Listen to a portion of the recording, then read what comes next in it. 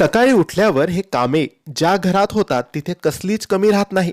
तुम्हीही हे कामं सुरू केलेत तर आयुष्यात जीवनात कोणत्याही गोष्टीची कमी राहणार नाही. सगळं सुख, सगळी समृद्धी, भरभराट तुमच्या घरात नांदेल.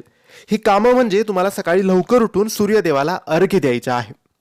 त्यानंतर तुळशीमध्ये तुम्हाला 1 तांब्या पाणी जल अर्पित करायचं आहे. तुमच्या देवघरात देवांची देवपूजा करायची आहे.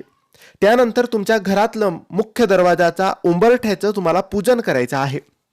त्यानंतर तुम्हाला मुंग्यांना तुमच्या घराबाहेर चिमूटभर साखर टाकायची आहे.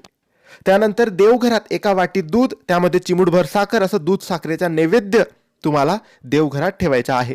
आणि शेवटचं म्हणजे तुम्हाला कुत्र्याला, गाईला 1 चपाती